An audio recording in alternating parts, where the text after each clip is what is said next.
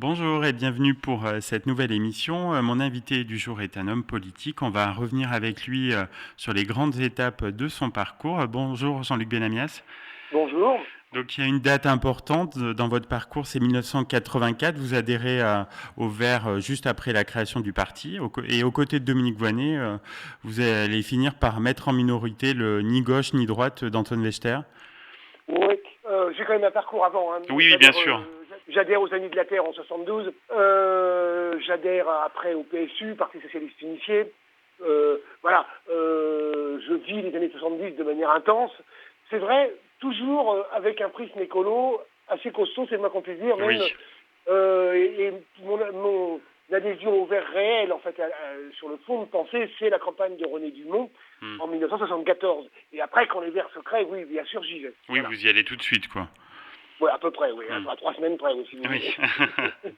Et donc vous allez même être secrétaire national du parti, donc entre 97 et 2001. Quelles ont été vos priorités à ce poste? Oh, c'était structuré. Faire que, ce qui arrive au Vert aujourd'hui Hmm. soit possible. Il y a une longue période, les années 80, où les Verts font le yo-yo. Des bons résultats au municipal et puis des résultats pas bons aux législatives, pas bons au régional, puisqu'il y a le début des régionales. En 89, Antoine Wechter, c'est vrai qu'il était trop ni droite ni gauche et un peu à côté au niveau politique de ce qui arrive aujourd'hui, en tous les cas, et de ce qu'on a réussi à construire, mais 89, il faut se rappeler qu'il fait aux européennes, on réalise 10,5% Oui, c'est une aux belle, européennes. belle performance. Déjà, 10,5%, hop, élus des députés européens sont élus, et c'est parti.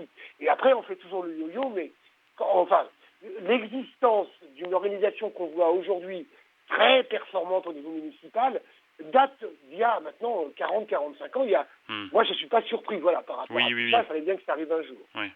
Au début des années 2000, vous commencez à vous implanter à Marseille. Pourquoi ce territoire? Bon, parce que j'ai en 80, toutes les années 80, les années 2000, les années 90, je vis en Seine-Saint-Denis, je crée Hmm. les Verts en Seine-Saint-Denis, je monte tout ça. Puis après, vous l'avez dit, je deviens secrétaire national des Verts, donc je deviens le boss, le patron du mouvement, avec Dominique Voynet, vous l'avez rappelé. Hmm. Bon, à un moment donné, j'ai l'impression d'avoir fait un tour. Et les législatives de cette année-là, en 2000, je devais avoir un poste en Seine-Saint-Denis, je ne l'ai pas, pour des raisons de négociation D'accord. politique débile. Donc je me dis, bon, d'accord, ok, merci, ça va, je vais aller faire autre chose ailleurs. Et on me propose d'aller à Marseille. Il y avait deux villes où je pouvais aller, je vous le dis, c'était Marseille ou Toulouse, Hmm. dans le cadre politique global de ce que j'en connaissais et de la vie que j'avais envie d'avoir, moi et ma famille, notamment. Donc voilà, c'est pour ça. J'ai D'accord. envie d'avoir un autre air, et je m'en plains pas d'ailleurs. D'autant Donc, plus après les municipales de oui, cette j'allais année. vous en parler. On imagine que vous êtes heureux des résultats donc avec l'élection de Michel Rubirola. J'y ai travaillé en, comment dire, il a fallu faire comprendre, ce qui n'est pas toujours facile, aux camarades, hommes et femmes, que je n'étais pas candidat, que je ne venais pas pour être candidat, pour avoir un poste d'élu en plus, j'ai déjà tout eu. Donc merci, Hmm. non, je venais pour aider. Aider dans le sens où j'ai une certaine expérience, euh, et je connaissais bien Michel Rubirola, qui a quelques années de moins que moi, pas beaucoup, donc voilà, aider un certain nombre de ses copains et copines à réussir ce qu'ils ont réussi. Voilà. Ils auraient réussi sans moi. Hein. Maintenant, le boulot est dur, hein, parce que 40 ans de ce que j'appelle de deux ferros godinistes, c'est-à-dire de fer puis Godin, pour ceux qui connaissent un peu tout ça, c'est du lourd. Et je pense que mes camarades élus là à Marseille vont pas chômer pendant tout l'été. Hein. Donc on retourne en 2004, là vous êtes élu au Parlement européen, une expérience qui durera 10 ans. Qu'est-ce que ça vous a apporté Oh bah ça, être parlementaire, ça apporte tout, que ce soit Sénat, Assemblée nationale Hmm. ou Parlement européen. C'est l'expérience d'un travail d'abord international, d'un travail collectif beaucoup plus important, d'un travail transversal. Alors surtout au Parlement européen, hein, c'est très transversal entre les nations, très transversal entre les formations politiques. L'apprentissage d'un autre exercice, j'avais été conseiller régional, j'avais été maire Hmm. adjoint, j'avais déjà une expérience nationale, j'avais été membre du Conseil économique et social.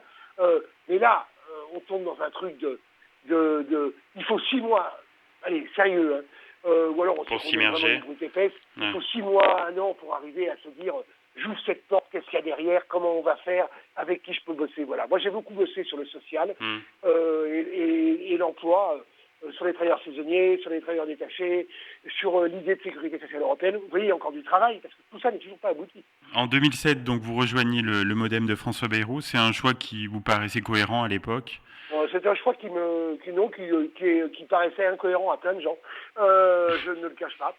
Moi, ça me paraissait, j'en avais marre de parler aux mêmes gens, de parler à mes copains écolos. Oui, de sortir un peu. De sortir d'un cadre.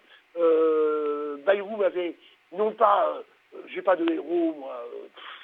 Je suis pas fétichiste et je n'ai pas de héros, je n'ai pas de personnalité.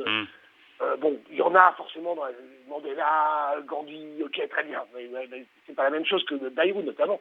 Bon, j'avais envie de parler à d'autres gens.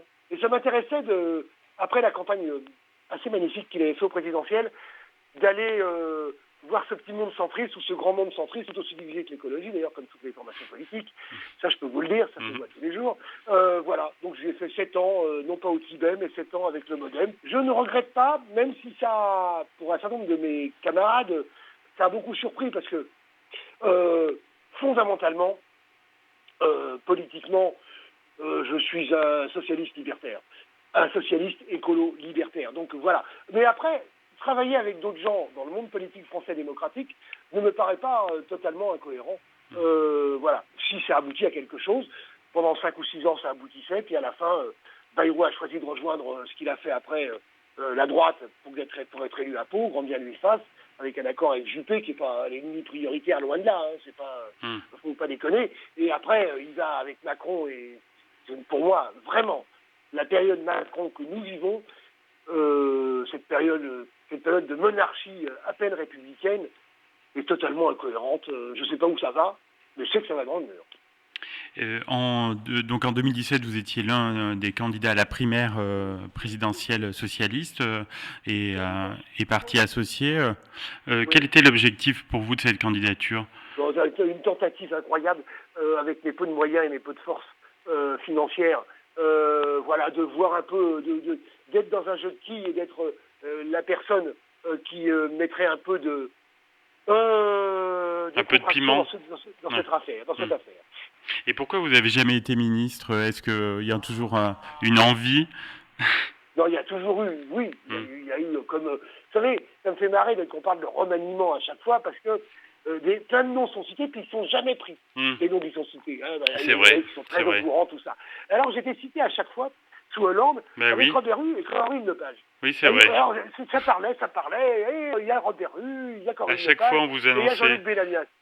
C'est rigolo, parce que lui, il n'est aucun des trois. Oui, c'est vrai. Donc voilà, quand vous êtes, quand j'écoute leur maniement là, vraiment, ça me fait rire. Parce que, celui qui avait trouvé Castex, il était fort. Hein. Et quelles sont vos envies aujourd'hui, Jean-Luc Benamias, au niveau politique? Qu'est-ce que vous aimeriez faire dans les prochains mois? Bon, d'abord, je finis encore une autre période au Conseil économique, social et environnemental, qui n'est pas inintéressante, avec des gens tout à fait intéressants, des avis tout à fait intéressants.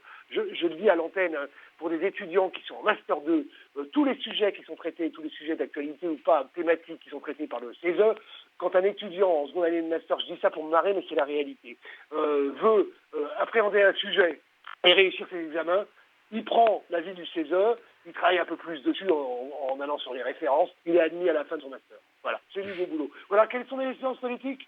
Qu'on arrive à trouver une candidature, je dis bien une candidature, qui fasse que on ne se retrouve pas avec un second tour Marine Le Pen-Macron, auquel je ne crois pas par ailleurs, mais on ne sait jamais. Voilà, qu'on se retrouve avec un autre choix, particulièrement, je n'ai pas de nom particulièrement à citer, mais qui puisse permettre de donner un peu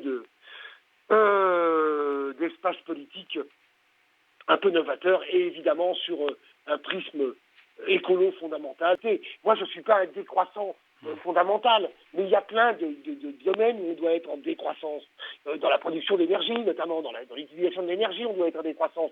Dans les modes de transport du genre avion et autres, on doit être en décroissance. En tous les cas, pas en croissance. Dernière question, Jean-Luc Benamias. Logos FM, c'est la radio de l'Auvergne.